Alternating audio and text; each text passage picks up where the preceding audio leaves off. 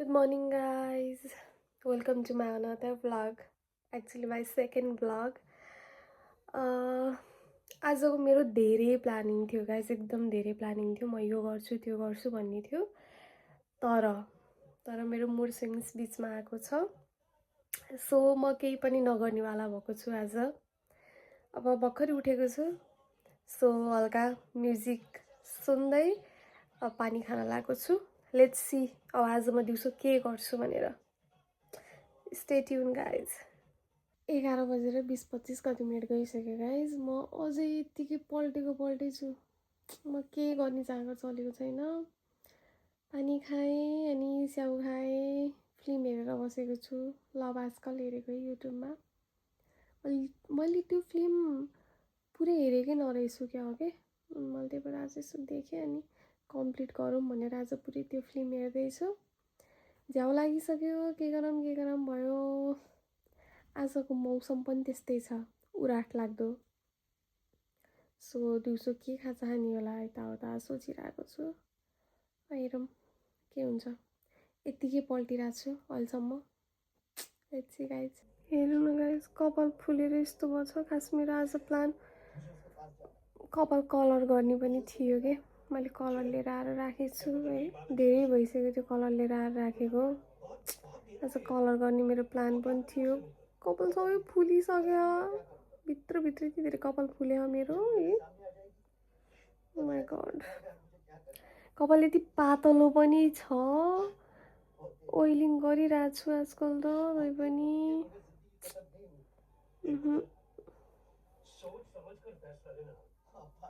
यस्तै छ guys.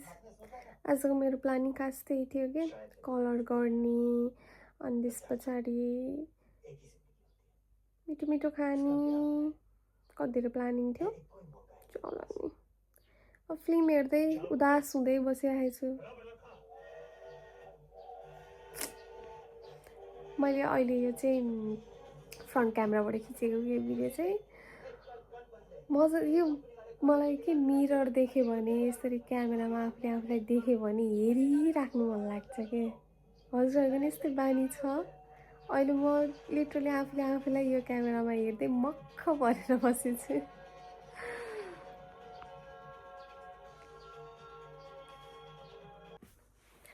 Guys film पनि सकियो। अब म खाना खाँदैछु। खाना पनि खासै खानै मन लागेन कि, अनि थोरै गुटकामा लिएर अब खाना लगाएको। तरकारी पनि के खाने हुन्छ है। मेरो चाहिँ हिजोको बन्दा के अरे काउली आलुको तरकारी थियो, अनि गेडागुडीको तरकारी पनि छ, त्यही खान लगाएको हो। खाए ल।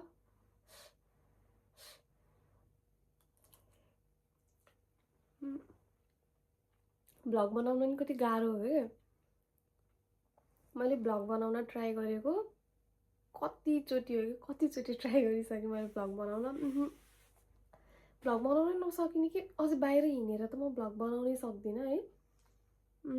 यहाँ झन् जापानमा त एकदम अड लाग्ने क्या। मान्छेले हेर्छन् कि जस्तो एकदमै अड लाग्छ, किनभने त्यस्तो खासै फोटोसोटो खिच्ने भिडियो गर्ने गरेको देख्दैन यहाँको मान्छेहरूलाई, अनि त्यही भएर एकदम अड लाग्ने। झन् बाहिर जाऊ लाग्छ। घरभित्र बस्यो भने कन्टेन्ट केही हुँदैन। यसो बाहिर हिँडेर डुलेर केही देखाउन पाए पो होइन भ्लग गरेर जस्तो लाग्ने। रुममा बसेर भ्लग बनाउँछु भनेर चाहिँ गाह्रो रहेछ। साथीहरू के आइडिया छ हजुरहरूलाई भने चाहिँ मलाई प्लिज आइडिया दिनुहोस्, कमेन्ट गरिदिनुहोस्।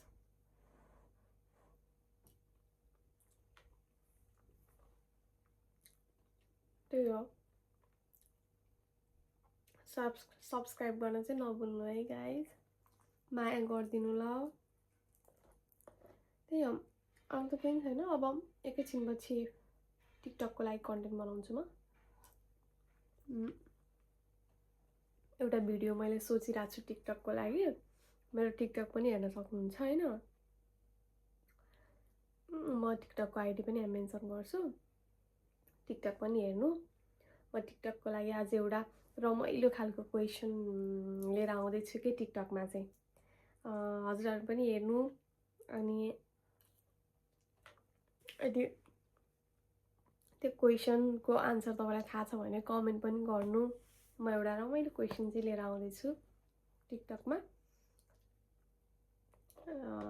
पनि फलो गर्नु गाइज है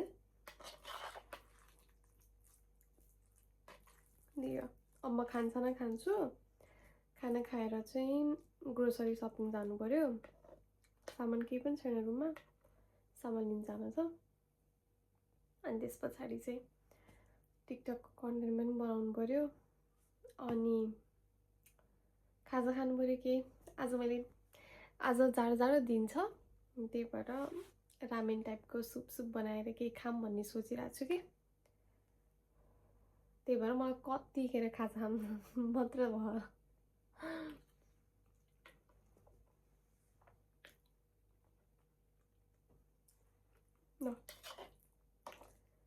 अहिले फेरि भिडियो खिचेर आउनु पर्यो गाह्रो हो भिडियो एडिट गर मलाई त्यही माथि एडिट आउँदैन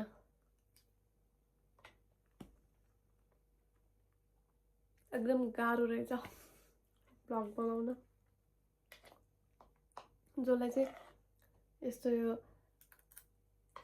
हल्का टेक्नोलोजी सम्बन्धी अहिले यताउता एडिटिङहरू यताउता सम्बन्धी केही नलेज थाहा छैन त्यो मान्छेलाई गाह्रो मलाई पर्सनली एकदम गाह्रो लाग्यो अनि टाइम लाग्ने नि त अब एडिटिङ गर्नु पर्यो यताउता है नआउने अनि के गर्ने जस्तो हुँदो रहेछ झ्याउ लाग्ने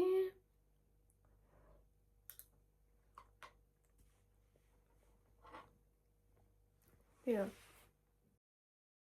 guys I am back again हैन सो मेरो टिकटकको कन्टेन्ट चाहिँ भ्याइएको छ मैले भर्खर एउटा भिडियो बनाएको छु र त्यो म टिकटकमा हाल्छु प्लिज फलो गरिदिनु होला मैले यो माइक किनेर राखेको ब्लग बनाउनलाई नै हो बिर्सिदो रहेछु कि ब्लग बनाउने बेलामा युज गर्नै बिर्सिदो रहेछु माइक त बल्ल अहिले टिकटक बनाउँदाखेरि युज गरेर अनि बल्ल सम्झेको अब ब्लग बनाउँदाखेरि पनि म माइक युज गरिराख्नु पर्यो कि है तर ब्लगमा चाहिँ उसी हुँदैन कि कस्तो हाँच्यो होला जस्तो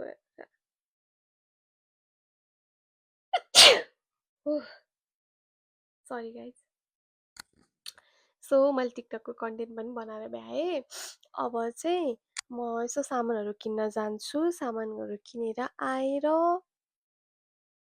के गर्ने केही मिठो बनाएर खाम भन्ने सोचिरहेको थिएँ मैले है तर गाइज म चाहिँ अहिले आफ्नो बडी मेन्टेनवाला प्रोसेसमा छु है धेरै खायो भने फेरि मोटाइहाल्छु भनेर चाहिँ मैले खासै धेरै खाँदिनँ अनि प्लस जङ्क फुड त्यो कुराहरू चाहिँ मैले अलिक कम नै खान्छु सो हेरौँ के हुन्छ आज म केही नखाइकन पनि बस्न सक्छु गाइज यस्तै भइराख्यो भने चाहिँ सामान अब लिन जाने भनेको बाहिर यस्तो ठुलो हावा चलेछ गाइज के गर्ने कस्तो देखेछ गाइज म नाम देखेछु कपाल पातलो भएर हेर्नु त कठै बिचरा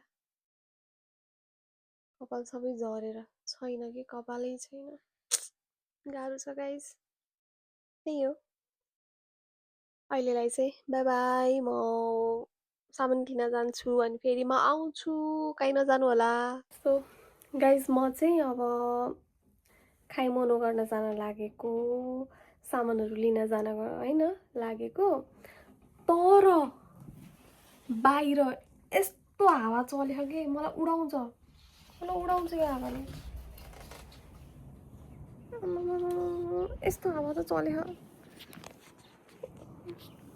कस्तो क्यामेरा उसाएको है काम टल्केको तर यस्तो हावा चल्यो कि यो हावाले उडाउँछ मलाई निस्किन नि झ्याउ लाग्यो बल्ल बल्ल निस्किन आफूलाई रेडी बनाइरहेको थिएँ यो हावाले झ्याउ गर्ला जस्तो छ तर म जानुपर्छ सामान लिएर आउनुपर्छ खानुपर्छ गाइज म सपिङ गरेर पनि आइसकेँ यस्तो हावा चल्दै थियो बाहिर यस्तो हावा चल्दै थियो मलाई रुगा लाग्ला जस्तो भइसक्यो कि अब रुगा लाग्न नदिनको लागि मैले चाउचाउको सुप बनाएर खाने प्लान बनाएँ। अब दिदीले खान्छ चाउचाउको सुप गाइज है। ल मसँगै खाऊँ। तर अब मैले मोस्टली रामेन खान्थेँ, सिन रामेन होइन। आज चाहिँ म वाइवाईको सुप बनाउँछु अनि मिठो मिठो गरेर खानुपर्छ। गाइज चिसो भगाउनलाई मैले वाइवाई बनाइसकेँ। हो यसरी कसरी देखाउने जस्तो हुँदो रहेछ। हजुरहरू हेर्न सक्नुहुन्छ।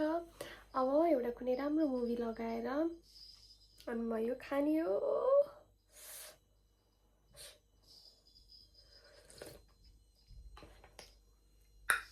मिठो भएको छ। अफकोर्स पिरो छैन किनभने म धेरै पिरो खाँदिनँ, तर मिठो भएको छ। आजको दिन मेरो यसरी नै गयो साथीहरू। बोरिङ डे थियो, तर हजुरहरूले हेरिदिनु भएकोमा चाहिँ धेरै धेरै धन्यवाद। मलाई सब्सक्राइब गर्न चाहिँ नबिर्सिदिनु होला, सपोर्ट गरिदिनु होला, त्यही भन्न चाहन्छु। Bye bye guys, see you in my next vlog. Love you.